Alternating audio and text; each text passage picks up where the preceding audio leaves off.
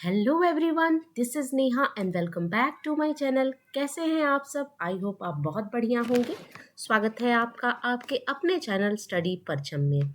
Study परचम channel पे अभी सुपर टेट और यूपी टेट के लिए हिंदी ग्रामर की एक सीरीज़ चल रही है। अगर आप इस सीरीज़ से जुड़ना चाहते हो तो आप स्टडी परचम चैनल से जुड़िए। आपको बहुत ही बेहतरीन हिंदी ग्रामर के कंटेंट मिलेंगे। यहाँ पर मैं ग्रामर पढ़ा रही हूँ बेसिक से लेके एडवांस तक, यानी हम संज्ञा टॉपिक से लेके हम संधि, अलंकार, समास सब कुछ पढ़ने वाले हैं इस पूरी सीरीज में, है ना। तो अगर आप चाहते हो कि सुपर टेट में हिंदी में आपको अच्छे मार्क्स आए तो आप स्टडी परचम चैनल के साथ जुड़िए, क्योंकि क्या है कि सुपर टेट में 20 मार्क्स की आपके हिंदी पूछे जाते हैं। अगर आप किसी और कॉम्पिटेटिव लेवल की तैयारी कर रहे हो जिसमें आपको हिंदी ग्रामर से क्वेश्चन पूछे जाते हैं, तो ये वीडियो आपके लिए भी है। आप आइए, जुड़िए और आपको बहुत ही बेहतरीन आपको यहाँ पे हिंदी ग्रामर के कंटेंट मिलेंगे। इसके साथ साथ हम एमसीक्यूज भी सॉल्व करेंगे ताकि आपको एग्जामिनेशन में कैसे क्वेश्चन पूछे जाते हैं उसकी भी प्रैक्टिस होती रहेगी, है ना। तो अभी तक हमने संज्ञा और सर्वनाम पढ़ लिया है। अगर आपने वो दोनों वीडियो नहीं देखा है तो मैं डिस्क्रिप्शन बॉक्स में प्लेलिस्ट की लिंक डाल दूंगी, आप जाइएगा और वहाँ जाकर देख सकते हैं, है ना। तो आप इस सीरीज में जुड़िए। ये हिंदी ग्रामर की ये जो क्लास है डेली आपको 6 बजे शाम में अपलोड हो जाएगी। तो आप अगर इस सीरीज़ में बने रहोगे कंटिन्यू बेसिस पर, तो आपको at the end of the series आपको हिंदी ग्रामर का बहुत अच्छा कॉन्सेप्ट हो जाएगा और बहुत अच्छे से आप हिंदी ग्रामर समझोगे भी और एग्जामिनेशन में क्वेश्चन भी सॉल्व करके आओगे, है ना। तो अभी तो क्या है कि मैं सब आपको हर ग्रामर से रिलेटेड घर ग्रामर के टॉपिक को मैं अच्छे से डिस्क्राइब कर रही हूँ और साथ ही में हम कुछ 5-10 क्वेश्चन को सॉल्व करते हुए चलेंगे।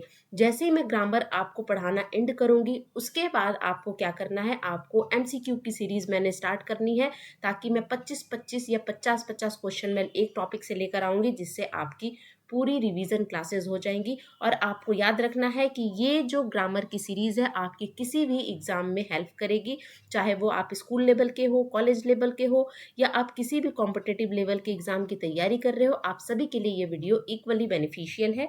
तो बने रहिए पूरी सीरीज में। अभी तक आपने चैनल को सब्सक्राइब नहीं किया है तो आप सब्सक्राइब कीजिए और ज़्यादा से ज़्यादा लोग को शेयर कीजिए, ताकि ज़्यादा से ज़्यादा लोग इस वीडियो का बेनिफिट उठा सके, है ना। तो चलिए बिना किसी देरी के स्टार्ट करते हैं। आज की टॉपिक क्या है? हमारी आज की टॉपिक हिंदी ग्रामर। बहुत ही अच्छी तरीके से समझेंगे और ट्रिक का भी इस्तेमाल करेंगे कि जब आपको एग्जाम में क्वेश्चन आ जाए तो आपको किस तरह से इस क्वेश्चन को सॉल्व करना होगा, ठीक है। चलिए फिर स्टार्ट करते हैं। क्या है विशेषण, उसके बारे में हम पढ़ेंगे। विशेषण कितने प्रकार के होते हैं, विशेष्य क्या होते हैं, प्रविशेषण क्या होते हैं, उन सब चीज़ों को हम पढ़ने वाले हैं। चलिए फिर स्टार्ट करते हैं। सबसे पहले विशेषण इंग्लिश में बोले तो क्या बोलते हैं? एडजेक्टिव। यानी विशेषण क्या होता है? जो शब्द संज्ञा या सर्वनाम शब्द की विशेषता बताते हैं उन्हें हम क्या कहते हैं? विशेषण कहते हैं। याद रखिएगा, जो शब्द संज्ञा की विशेषता बताते हैं या सर्वनाम की विशेषता बताते हैं उन्हें ही तो हम विशेषण कहते हैं, है ना। जैसे यहाँ पे आप देखिए, यह भूरी गाय है, आम खट्टे हैं, है ना।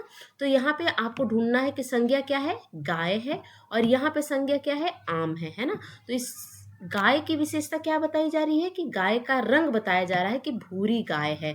तो रंग बताना यानी उसकी विशेषता बताना, यानी भूरी गाय है। तो यहाँ पे भूरी जो हो गया ये हो गया विशेषण और गाय हो गया संज्ञा। हमने क्या पढ़ा? जो शब्द संज्ञा और सर्वनाम की विशेषता बताते हैं उसे हम विशेषण कहते हैं, है ना। अब यहाँ पे आप दूसरे वाले में आप देखिए, आम खट्टे हैं। आम खट्टे हैं, आम क्या है? संज्ञा है ना। और खट्टे क्या है? वो उसका गुण बताया जा रहा है कि वो खट्टा है ना। आम कैसा है? खट्टा है। तो ये हो गया विशेषता बताई जा रही है और ये हो गया संज्ञा। तो ये हो गया, खट्टा हो गया विशेषण और आम हो गया संज्ञा। तो जो सब संज्ञा और सर्वनाम की विशेषता बताते हैं उन्हें हम विशेषण कहते हैं, ठीक है। उपयुक्त वाक्य में भूरी और खट्टा शब्द गाय और आम संज्ञा की विशेषता बता रहे हैं, इसीलिए यह विशेषण है, ठीक है। इतना तो क्लियर होगा आपको। चलिए आगे बढ़ते हैं। अब समझ में आया कि विशेषण क्या क्या कहते हैं? किसी की भी आप विशेषता बता दो, किसी भी संज्ञा सर्वनाम की विशेषता बताओ, वो विशेषण होते हैं। अब दूसरा इसमें एक बहुत इंपॉर्टेंट आता है, विशेष्य किसे कहते हैं, है ना। विशेष्य क्या होता है? विशेषण शब्द जिस संज्ञा या सर्वनाम की विशेषता बताते हैं वे विशेष कहलाते हैं। यानी हमने इससे पहले वाले स्लाइड में क्या पढ़ा, भूरी गाय, तो गाय क्या होगी, गाय एक संज्ञा है और गाय की ही तो हम क्या कर रहे हैं, विशेषता बता रहे हैं, तो वही होता है विशेष। यानी विशेषण शब्द जिस संज्ञा और सर्वनाम की विशेषता बताते हैं वो विशेष कहलाते हैं। यानी वहां पे गाय क्या हो गई, गाय सबसे पहले तो वो गाय संज्ञा है और गाय क्या है, विशेष है, क्योंकि गाय की ही तो हम विशेषता बता रहे हैं, इसीलिए वो विशेष है।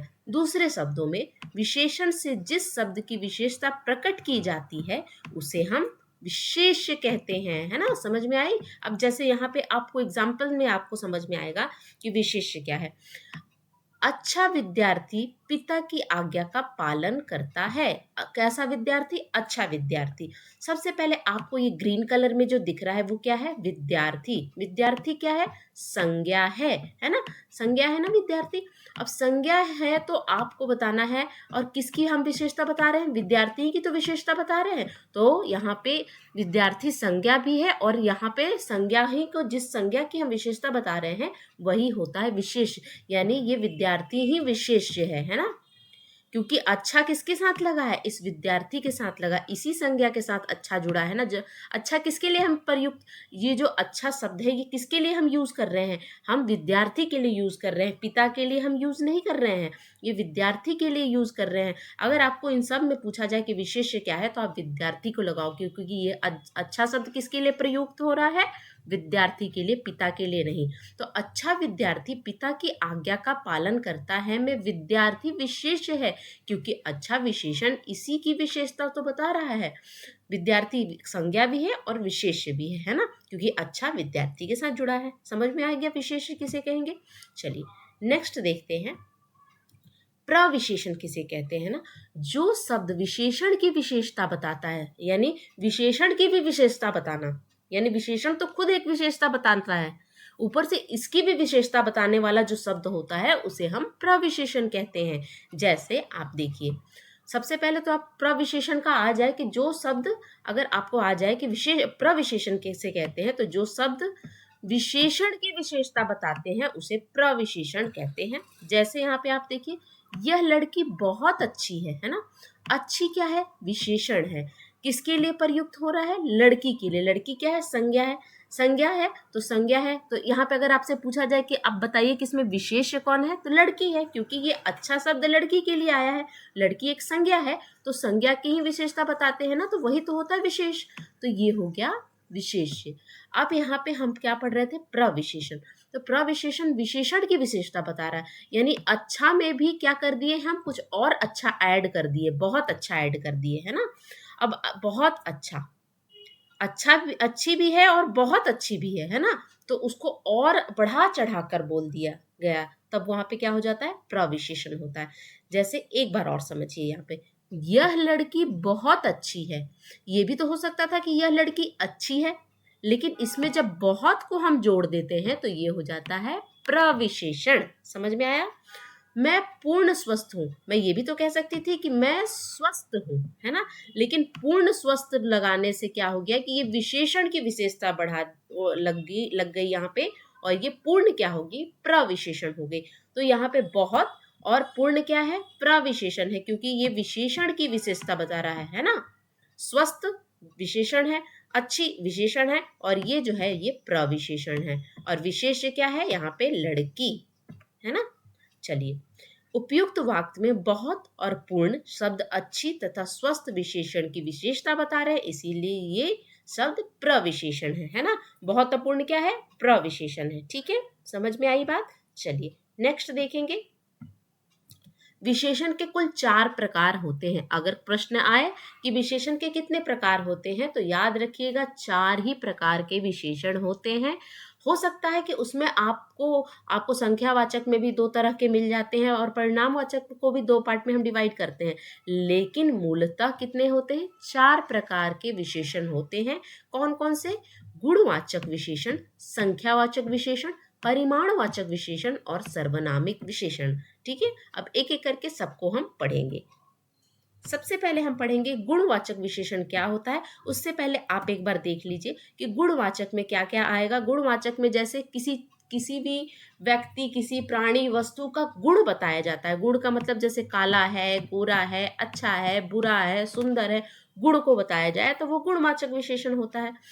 संख्यावाचक में आपको 10, 3, है ना, 4, 5 इस तरह की संख्या दिख जाएगी।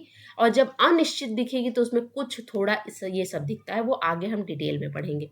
सर्वनामिक विशेषण में विशेषण के साथ वह सर्वनाम लग जाता है, यानी सर्वनामिक विशेषण में संज्ञा के साथ आपको क्या दिखेगा, वह, उस, ये सब क्या दिखेगा आपको सर्वनामिक विशेषण में दिखेगा। और परिमाणवाचक विशेषण में क्या दिखेगा आपको, आपके जो यूनिट होते हैं ना, जैसे केजी हो गई, है ना, केजी हो गई, मीटर हो गया, सेंटीमीटर हो गया, लीटर होगा, ये सब आपको शब्द दिख जाएंगे। तो आपको क्या शब्द देखना है, पकड़ लेना है, परिमाणवाचक विशेषण।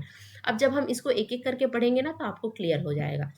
चलिए नेक्स्ट देखते हैं गुणवाचक विशेषण, जो कि सबसे पहला हम पढ़ेंगे गुणवाचक। गुण से आपको क्या समझ में आ रहा है, किसी के कैरेक्टर के बारे में हम बता रहे हैं, गुण के बारे में बता रहे हैं। गुण में क्या हो सकता है, सुंदर, अच्छा, बुरा, है ना, लंबा, छोटा, ये सब क्या होता है, गुण होता है। तो जैसे हम अब पढ़ के देखते हैं कि क्या है।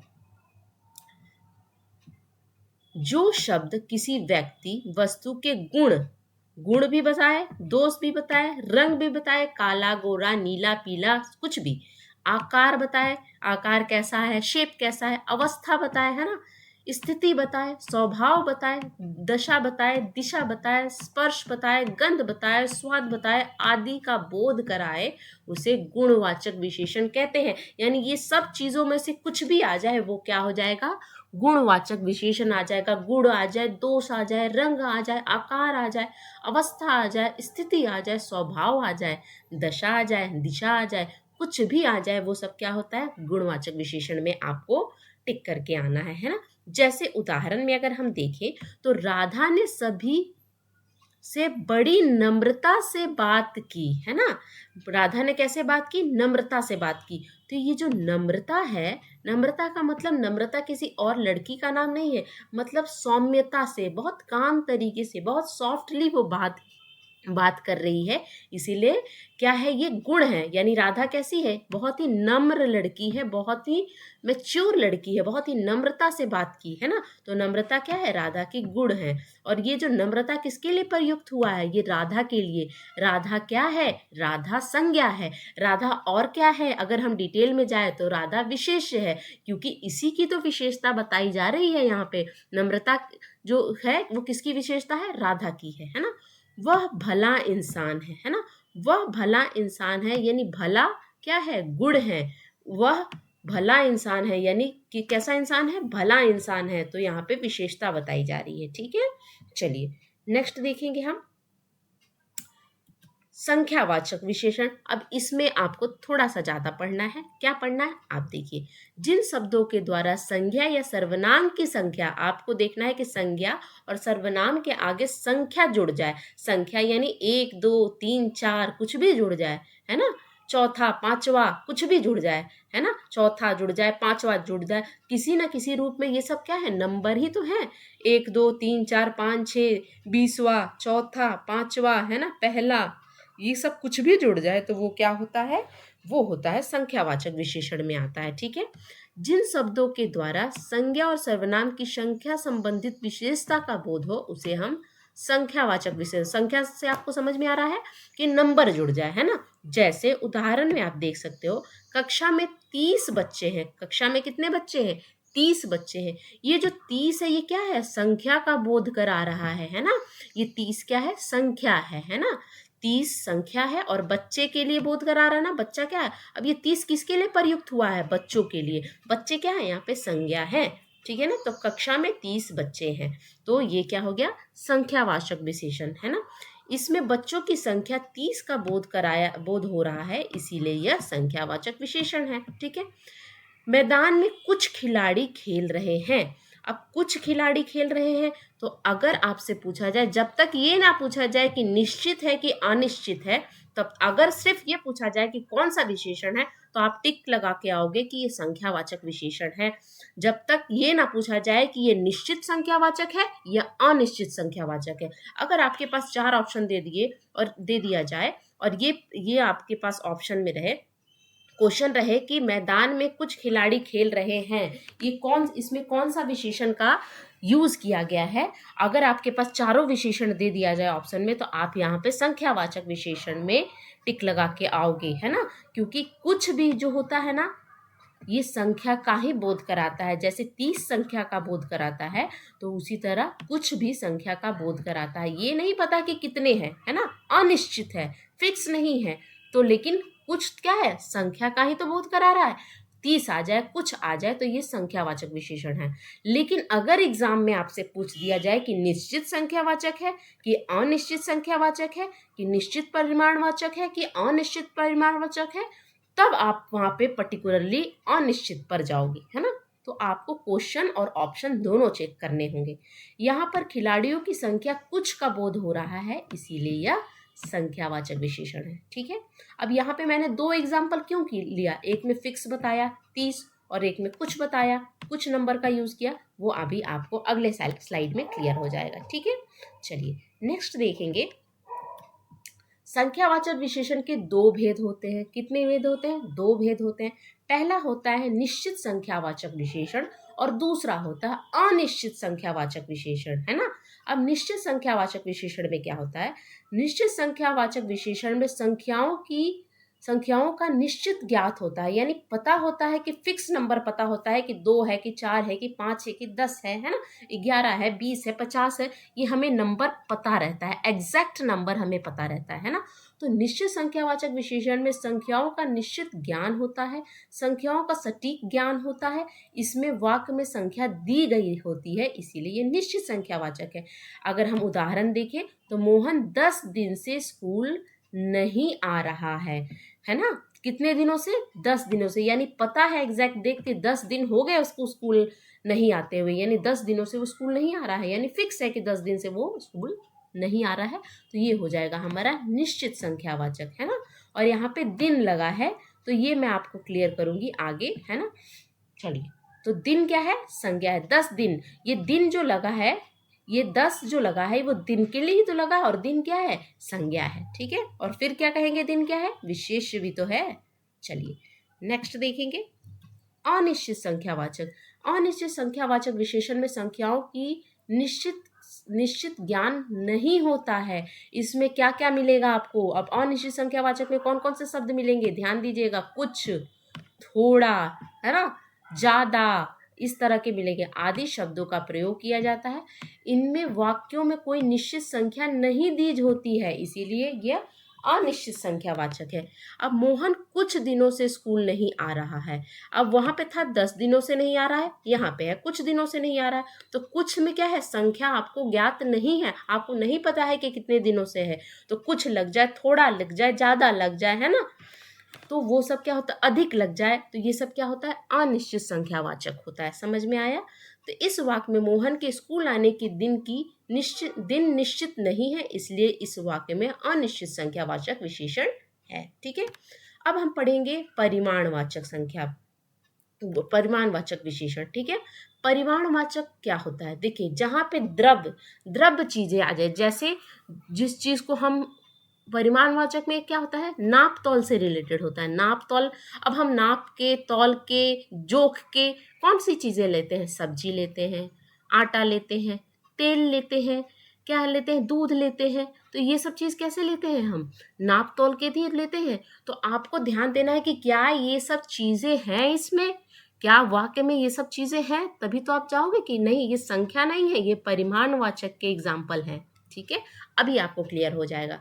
जो शब्द विशेष की मात्रा, समझ में आया? परिमाण का मतलब होता है मात्रा, यानी मात्रा का बोध कराए, कितना है ना, उसे हम परिमाणवाचक विशेषण कहते हैं।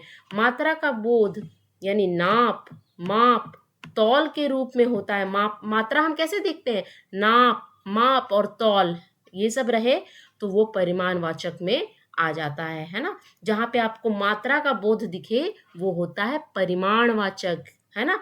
थोड़ा दूध दीजिए। अब दूध हम कैसे लेते हैं? दूध जो है वो हम कैसे लेते हैं, लीटर से ही लेते हैं ना, माप के ही तो लेते हैं, नाप तौल ये सब करके ही तो दूध लेते हैं। जैसे हम कैसे लेते हैं दूध, लीटर से लेते हैं, लीटर से लेते हैं तो क्या हो गया, वो माप के ही तो लेते हैं, नाप तौल के ही तो लेते हैं। तो थोड़ा सा दूध दीजिए, बच्चा भूखा है। राम ने खेत में 10 क्विंटल गेहूं पैदा किए। अब गेहूं जब हम खरीदने जाते हैं या गेहूं पैदा होती है तो खरीदने तो हम जाते हैं केजी में, 25 केजी खरीद लिया, 50 केजी खरीद लिया। और लेकिन यहाँ पर क्या है, खेत में जब हम गेहूं पैदा होती है तो वो केजी में नहीं होती है, वो क्विंटल में होती है। बड़ी बहुत, ये बहुत बड़ी यूनिट है। जो लोग किसान घर से बिलोंग करते होंगे उन्हें ये सब चीज़ें पता है। तो क्या होता है, रामू के खेत में 10 क्विंटल गेहूं पैदा हुए, है ना, 10 क्विंटल गेहूं पैदा हुए। तो यहाँ पे क्विंटल जो है, यहाँ पे ये क्या है, माप नाप वाली ही तो यूनिट है, मात्रा का ही तो बोध करा रहा है। तो ये होता है परिमाणवाचक। इसका विशेष द्रव्यवाचक संज्ञा होता है ना, इसका विशेष क्या होता है, द्रव्यवाचक संज्ञा होता है। इसमें माप तौल की इकाई दी जाती है, यानी आपको परिमाणवाचक और संख्यावाचक में अगर आपको अंतर पता करना है और आपको पता करना है कि ये संख्यावाचक है कि परिमाणवाचक है, तो आप इकाई देख लीजिएगा, क्योंकि आपको परिमाणवाचक में क्या दिखेगा, क्विंटल, केजी, है ना, इस तरह की चीज़ें आपको दिख जाएंगी। Quintal, KG, litre, metre, centimetre, ये सब चीज़ें आपको परिमाणवाचक में देखने को मिलेगी, है ना। उदाहरण में, पीने के लिए थोड़ा पानी लाओ, है ना। तो पानी हम कैसे लेते हैं, माफी के तो लेते हैं। अब थोड़ा पानी लाओ, यहाँ पे पता नहीं है कि कितना पानी लाओ, लेकिन पीने के लिए थोड़ा पानी लाओ। इसमें पानी की मात्रा थोड़ा का बोध कराया जा रहा है। मात्रा क्या है, पानी की मात्रा क्या है, थोड़ा है, इसीलिए यह परिमाणवाचक विशेषण है। इसमें विशेष्य क्या हो गया, पानी हो गया। पानी क्या है, संज्ञा है। संज्ञा ही तो विशेष्य होती है, जिसकी विशेषता बताई जाती है। ठीक है, चलिए अब इसके भी दो प्रकार आपको मिलेंगे। एक है परिमाणवाचक विशेषण के दो भेद होते हैं, निश्चित परिमाणवाचक, अनिश्चित परिमाणवाचक। सेम आपको संख्यावाचक की तरह ही होगा, लेकिन आपको वहां पे मात्रा देखना पड़ेगा, है ना, कि वहां पे क्या मात्रा इकाई का प्रयोग किया गया है या नहीं। निश्चित परिमाणवाचक विशेषण आप देखेंगे, जो शब्द की पदार्थ और वस्तु की निश्चित मात्रा का बोध कराए उसे हम निश्चित परिमाणवाचक विशेषण कहते हैं। अब एग्जाम्पल में हम देखेंगे, 2 मीटर कपड़ा, कपड़ा कैसे लेते हैं हम, मीटर से लेते हैं। मीटर क्या है, इकाई है, मात्रा है। और 2 मीटर। 5 लीटर तेल, तेल कैसे लेते हैं हम, लीटर में लेते हैं। और क्या है, 5। अब यहाँ पे निश्चित का बात किया जा रहा है, तो निश्चित क्या है, 2 क्या है, निश्चित संख्या है, 5 क्या है, निश्चित संख्या है, 1 क्या है, निश्चित संख्या है। तो ये हो गया परिमाणवाचक है या नहीं। आपको यहाँ पे देख लेना होगा कि मीटर लगा है, लीटर लगा है, क्विंटल लगा है, सेंटीमीटर लगा है, कुछ भी लगा होना चाहिए, इकाई लगा होना चाहिए, मात्रा लगी होनी चाहिए। इस चीज को आप ध्यान देना। तो ये क्या हो जाएगा, निश्चित परिमाणवाचक विशेषण। ठीक है, क्विंटल लगा होगा, तो ये सब आपको पता ना। निश्चित कैसे हो गया, जैसे हमके नंबर क्या है, फिक्स है। ये क्या है, लीटर, मीटर, क्विंटल, ये सब क्या है, यूनिट है। यूनिट यानी इकाई है, मात्रा है। तो इससे आप पकड़ लोगे कि ये तो निश्चित परिमाणवाचक है। ठीक है, चलिए नेक्स्ट देखेंगे, अनिश्चित को आप कैसे पहचानेंगे। आप अनिश्चित परिमाणवाचक विशेषण, जो शब्द किसी पदार्थ या वस्तु की निश्चित मात्रा का बोध नहीं कराता है, निश्चित मात्रा का बोध नहीं करा रहा है, उसे हम क्या बोलेंगे, अनिश्चित परिमाणवाचक विशेषण। जैसे सारा कपड़ा, कुछ लीटर तेल, थोड़ा चावल। अब यहाँ पर आपको देखना है कि मैम, अब आपके मन में ये क्वेश्चन आएगा कि मैम आप ये बताओ कि अनिश्चित परिमाणवाचक विशेषण और अनिश्चित संख्यावाचक विशेषण में क्या अंतर है। तो मैं आपको बता दूं कि परिमाणवाचक में ऐसी चीजें आपको संज्ञा के रूप में दिखेगी जिसको हम माप तौल के लेते हैं। जैसे सारा कपड़ा, कपड़ा कैसे लेते हैं हम, मीटर से, सेंटीमीटर से लेते हैं। ठीक है, कुछ लीटर तेल, यानी तेल हम कैसे लेते हैं, तेल कैसे लेंगे बताइए, कुछ लीटर तेल, कुछ तो हो गया अनिश्चित, सारा हो गया अनिश्चित, थोड़ा हो गया अनिश्चित। लेकिन कपड़ा कैसे लेते हैं हम, कपड़ा हम मीटर में, सेंटीमीटर में लेते हैं। तेल हम लीटर में लेते हैं। चावल हम केजी में लेते हैं, क्विंटल में लेते हैं, है ना। तो ये सब चीज़ें, जैसे तेल जुड़ गया, चावल जुड़ गया, कपड़ा जुड़ गया, अनिश्चित शब्दों के साथ, अनिश्चित शब्दों के साथ कपड़ा जुड़ जाए, तेल जुड़ जाए, चावल जुड़ जाए, पानी जुड़ जाए, आपको क्या समझना है कि ये अनिश्चित परिमाणवाचक विशेषण है। जैसे उसने थोड़ा सा पानी पिया। थोड़ा क्या है, अनिश्चित है, और पानी क्या है, हम मात्रा में लेते हैं, है ना। तो ये दोनों क्या हो गया, अनिश्चित परिमाणवाचक का ये एक उदाहरण हो गया। ठीक है, चलिए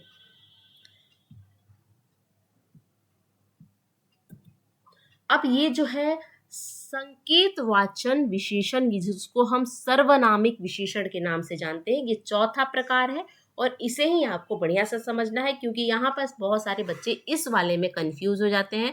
उन्हें समझ में ही नहीं आता कि ये सर्वनाम है, ये सर्वनामिक विशेषण है ना। तो आप कैसे, ट्रिक है यहाँ पे, आपको पता करना होगा कि कैसे आप पकड़ लोगे एग्जाम में कि नहीं ये तो सर्वनामिक विशेषण है, ये सर्वनाम नहीं है। अब देखिए, वे विशेषण शब्द जो संज्ञा शब्द की ओर संकेत के माध्यम से विशेषता प्रकट करते हैं, उसे संकेतवाचक विशेषण कहते हैं। चूंकि ये सर्वनाम शब्द होते हैं तो वो जो विशेषण की तरह प्रयुक्त होते हैं, अतः इन्हें सर्वनामिक विशेषण कहते हैं। नाम कहाँ से आया, सर्वनाम की से, क्योंकि सर्वनाम का ही हम विशेषण के रूप में प्रयोग करते हैं, इसीलिए ये सर्वनामिक विशेषण है। सर्वनामिक विशेषण को हम संकेतवाचक विशेषण भी कहते हैं। ठीक है, सर्वनामिक विशेषण को क्या कहते हैं, संकेतवाचक विशेषण भी कहते हैं।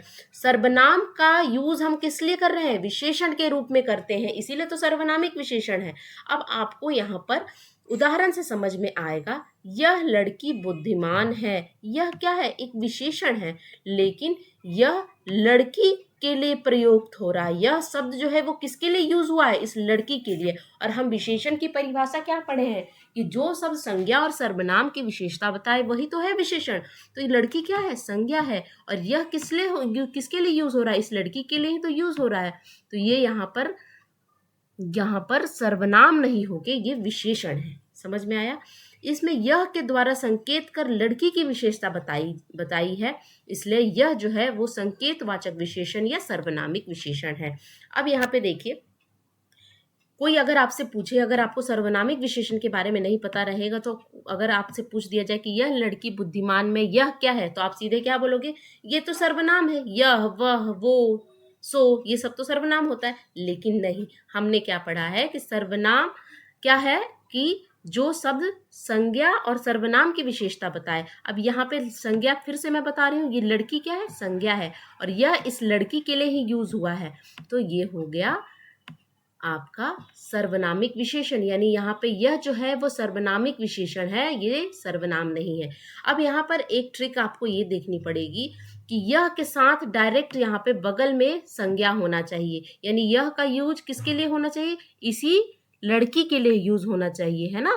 तो ये होता है सर्वनामिक विशेषण। आगे और हम क्लियर करेंगे कुछ उदाहरण के थ्रू। ठीक है, मैं उस पेड़ के पास खड़ा था। अब उस पेड़ के पास खड़ा था, तो इसमें आप देखिए कि ये जो पेड़ है ये संज्ञा है, ठीक है, और ये उस किसके लिए लगा है, इस पेड़ के लिए ही लगा है, तो दोनों एक दूसरे के बगल में है, यानी ये पेड़ के लिए ही उसका यूज हुआ है, तो ये हो गया सर्वनामिक विशेषण। इस वाक्य में पेड़ की तरफ संकेत करके बात कही गई है, इसलिए यह वाक्य में संकेतवाचक विशेषण है। ठीक है, अब यहाँ पर ट्रिक है, यदि इन शब्दों का प्रयोग संज्ञा और सर्वनाम शब्द के पहले आता है, मैंने आपको बोला ना कि अगर ये संज्ञा, जैसे आपको क्या है सर्वनामिक विशेषण में आपको यह, उस, है ना, वे, ये सब चीज आपको दिखेंगे, ऐसे सर्वनाम वाले शब्द आपको दिखेंगे। लेकिन यहाँ पर ट्रिक ये है कि यदि इन शब्दों का प्रयोग संज्ञा और सर्वनाम शब्द से पहले हो, अब यहाँ पे देखिए ये संज्ञा है और इसके पहले ही तो उसका यूज हुआ है, तो यह सर्वनामिक विशेषण कहलाते हैं। यदि ये अकेले अर्थात संज्ञा और के स्थान पर प्रयुक्त हो तो ये सर्वनाम होते हैं। सर्वनाम कब होंगे, जब ये संज्ञा और सर्वनाम संज्ञा के जगह पे प्रयुक्त हो रहे हैं।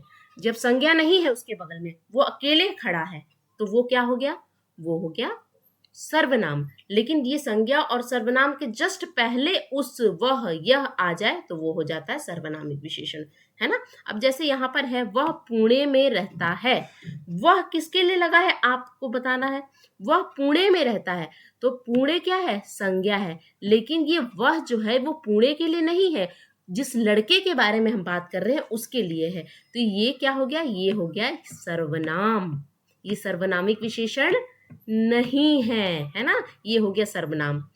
वह पुणे में रहता है। वह किसके लिए हम यूज कर रहे हैं? जिस लड़के के बारे में बात कर रहे हैं, ये वह उस लड़के के बारे में जो कि पुणे में रहता है। ये पुणे के लिए नहीं आ रहा है, ये जो वह है वो पुणे के लिए यूज नहीं हुआ है। अगर ये वह पुणे के लिए यूज होता तब ये सर्वनामिक विशेषण होता। यह तो उस लड़के के लिए बात हो रही है जो कि पुणे में रहता है, तो इसीलिए ये अब क्या हो गया, यहाँ पर ये सर्वनामिक विशेषण नहीं है, ये है आपका सिंपल सर्वनाम। ठीक है, तो इस तरह से आपको एग्जाम में पकड़ना है कि ये सर्वनाम है, ये सर्वनामिक विशेषण है। ठीक है, चलिए कुछ क्वेश्चन को देख लेते हैं। विशेषण शब्द जिस संज्ञा और सर्वनाम की विशेषता बताते हैं उन्हें क्या कहते हैं? उन्हें हम जिस विशेषण शब्द जिस संज्ञा और सर्वनाम की विशेषता बताते हैं उन्हें हम विशेष कहते हैं। विशेष ही तो संज्ञा सर्वनाम होते हैं जिसकी विशेषता बताई जाती है। ठीक है, चलिए नेक्स्ट देखेंगे।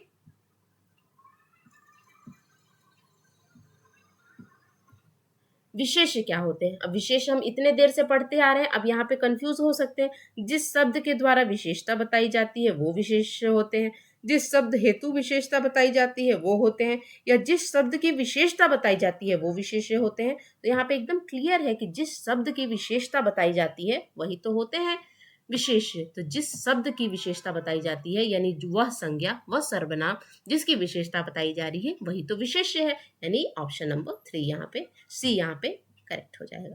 नेक्स्ट क्वेश्चन देखेंगे।